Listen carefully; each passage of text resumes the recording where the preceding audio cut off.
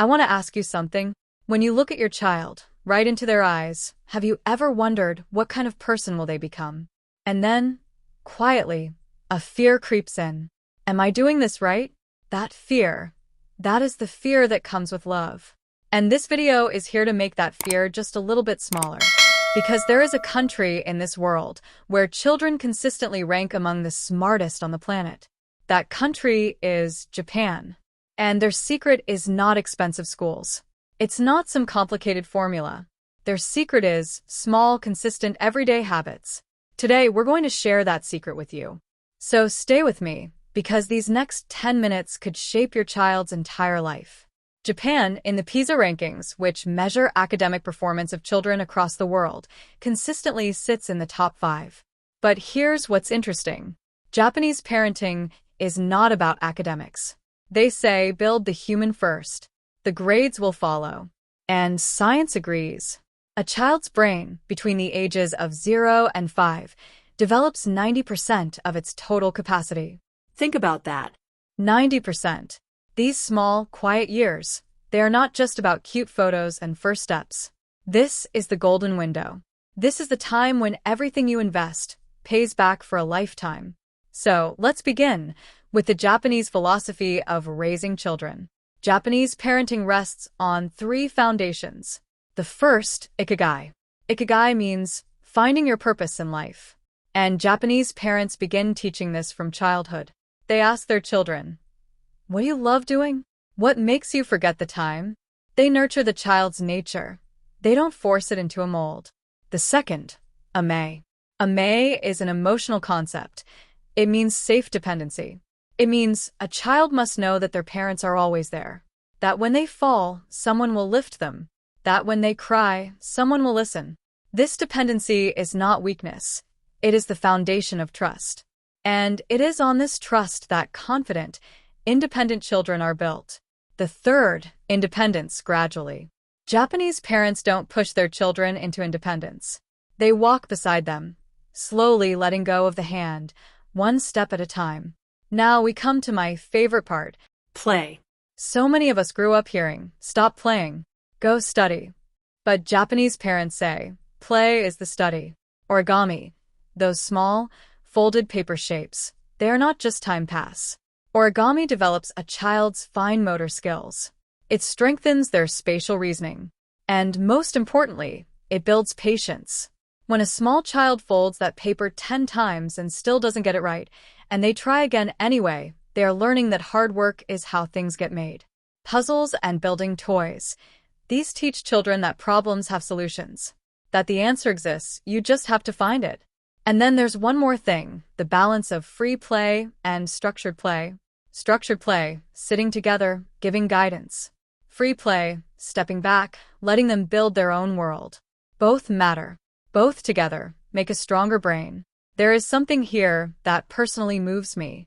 Japanese parents talk to their newborn babies. That baby understands nothing yet. They just open their eyes, close them again. But the mother says, "Look how beautiful the morning is today. What are we going to do together?" Why? Because the brain's language wiring, it begins on the very first day. The more varied words a child hears, the more their brain develops. Reading picture books every night, this is a tradition in Japanese homes. Every night, without fail. And storytelling doesn't just build vocabulary, it grows a child's imagination. It helps them understand emotions. It teaches them to see the world more deeply. One story a night, that's all. But the impact lasts a lifetime. Now, let's talk about food. Because for the brain to develop, it needs the right fuel. The Japanese diet is rich in fish. And fish contains DHA and omega-3, the nutrients that literally nurture brain cells, that keep the brain sharp, focused, and healthy.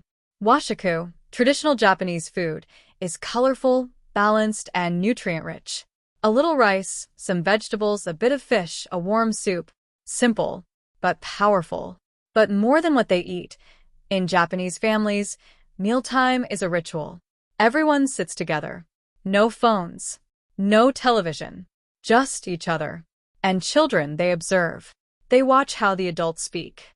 How they think. The dining table is a classroom too. This section is perhaps the most important one. In Japan, shouting at a child or raising a hand is considered a parenting failure. That is worth sitting with for a moment. Many of us grew up in homes where shouting was normal, and we do what we saw because nobody showed us another way. So what do Japanese parents do instead? They explain. That was wrong because it hurt your friend. Don't do that because this will happen. They give their child a reason, not a command, and natural consequences, meaning let the world teach them. If they don't eat, they'll be hungry. If they skip their work, it'll be hard in class. Protect them, but don't protect them from life. In Japan, there is something called Yokian, a preschool system. And you might be surprised to learn, in Yokian, academics come second. Social skills come first. Sharing, this is mine, but you need it too. Empathy, they're crying, I wonder what's wrong. Working in a group, let's do this together, not alone. Why?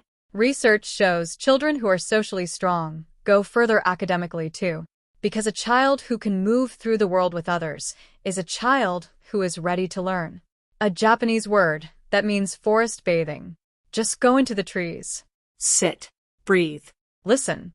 Research proves time in nature reduces stress hormones, improves focus, sparks creativity. Japanese parents take their children outside regularly, away from screens, under the open sky, close to the earth, and at home, minimalism. Not more toys, better toys. Because a child choosing from 20 toys stays distracted. A child with 3 good toys goes deep into play. Now, let me give you something practical. Things you can start today. Tip number 1, talk meaningfully for 10 minutes every day. Just ask, what happened today? What felt good? What was hard? Put your phone down. Make eye contact. Listen. Tip number 2, read one story every single night. Any book, any story, just those 10 minutes, only for you and your child.